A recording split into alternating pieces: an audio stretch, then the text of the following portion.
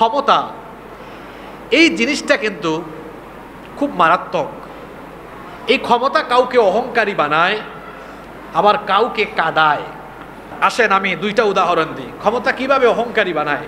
যেমন আপনি দেখুন ফেরাউন, নমরুদ, হামান, কারুন, আবু জাহাল, এদের কাছে ক্ষমতা ছিল কি ছিল না? এরা ক্ষমতা পেয়ে সঠিক ব্যবহার করেছে না অপব্যবহার করেছে? অহংকারী হয়ে উঠেছে। অহংকারী হয়ে যত রকমের জুলুম করা যায় সব করেছে। ক্ষমতা পাওয়ার পরে নিজেকে স্বাভাবিক রাখতে পারা, এটা কিন্তু বড় ডেঞ্জারাস একটা ব্যাপার। ক্ষমতা পেয়ে হয় মানুষ অহংকারী হয়, অথবা এই ক্ষমতা পেয়ে মানুষ ক্ষমতার বুঝায় জাহান্নামের ভয়ে কখনো কখনো কাঁদতে থাকে। আসেন আপনাকে একটা সুন্দর ঘটনা শোনাই। ওমর ইবনুল খাত্তাব রাদিয়াল্লাহু আনহু, ওমর রাদিয়াল্লাহু আনহু রাতের বেলা বিছানায় যেতেন, ঘুম আসে না।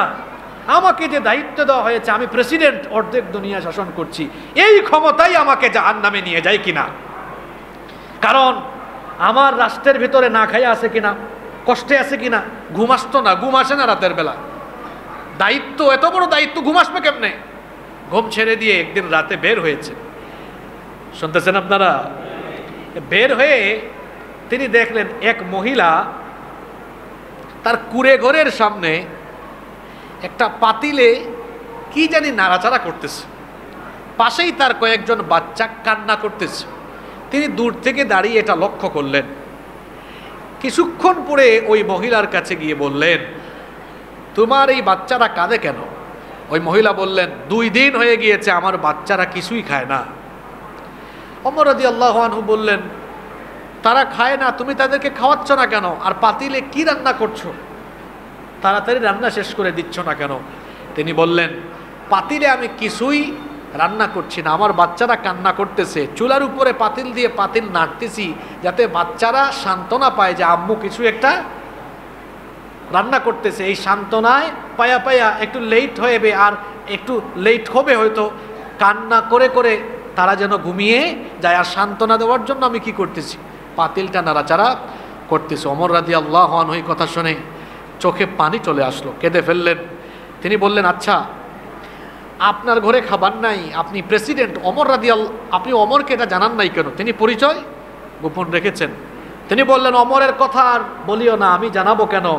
তার রাষ্ট্রে আমি আমার বাচ্চারা না খায়া আছে, এটা দেখা কি তার দায়িত্ব নয়? এটা শোনার পরে ওমর রাদিয়াল্লাহু আনহু আরো কেঁদে ফেললেন। বললেন, মা তুমি অপেক্ষা করো, দেখি তোমার জন্য কিছু করা যায় কিনা। রাতের বেলা দৌড়ে দৌড়ে গিয়েছেন বাইতুল মালে, গিয়ে বাইতুল মাল খুলে তারপরে আটার বস্তা থেকে আটা নিয়ে একটা ব্যাগে ঢুকাচ্ছেন। রাতের বেলা বাইতুল মালের কর্মচারী দেখতেছেন যে প্রেসিডেন্ট এসে রাতের বেলা তিনি বস্তার মধ্যে খাদ্য সামগ্রী ঢুকাচ্ছেন। এসে বললেন, আমিরুল মুমিনিন, এটা তো আপনার কাজ নয়, আমার কাজ, আমাকে দিন। ওমর রাদিয়াল্লাহু আনহু বললেন, সরো, এটা তোমার কাজ নয়, এখন এটা আমার কাজ। তিনি তার কাঁধের উপরে, মাথার উপরে বস্তা যখন নেবেন, কর্মচারী বললেন, বোঝাটা আমার মাথায় দেন। ওমর রাদিয়াল্লাহু আনহু বললেন, আমার বোঝা আমারে উঠাইতে দাও, কারণ যে দৃশ্য দেখে এসেছি, যদি আমি আমার জান যাওয়ার আগে, প্রাণ যাওয়ার আগে ওই জায়গাতে এই বস্তা পৌঁছাতে না পারি, জাহান্নামে যাওয়া লাগবে। আল্লাহু আকবার। ক্ষমতা কাউকে কাদায় আর কাউকে অহংকারী বানায়। ওই আটার বস্তা নিয়ে ওই নারীর কাছে গেলেন, গিয়ে বললেন, এই নাও, এখান থেকে রুটি বানাও, বাচ্চাদের জন্য খাবারের ব্যবস্থা করে। তিনিও সাহায্য করলেন। এই নারী রুটি বানালেন, বাচ্চাকে খাওয়ালেন। এরপরে তিনি বললেন, বাচ্চাগুলোকে আদর করে খাওয়ান। মহিলা তখন বলতেছে, আরে আমাদের এই মুসলমান রাষ্ট্রের খলিফা যদি ওমর না হয়ে তোমার মতো মানুষ হইতো, তাহলে আরো অনেক বেশি ভালো হইতো। মহিলা তো তখনও পরিচয়। তিনি তখন বললেন, আপনি আগামীকাল ওমরের দরবারে আসবেন, দেখবো সেখানে আমি একটু সুপারিশ করে আপনার জন্য বরাদ্দ বাড়ানো যায় কিনা।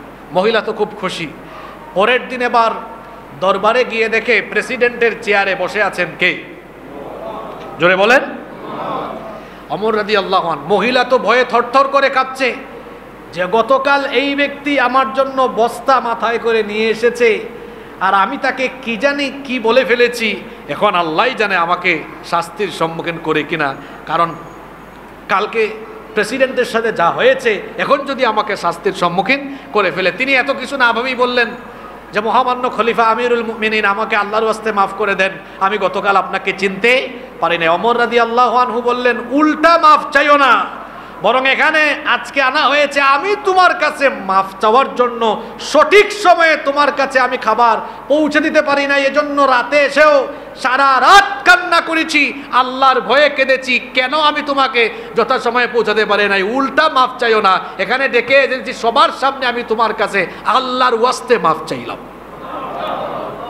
ক্ষমতা কাউকে অহংকারী বানায় আর কাউকে, জোরে বলেন, কাউকে।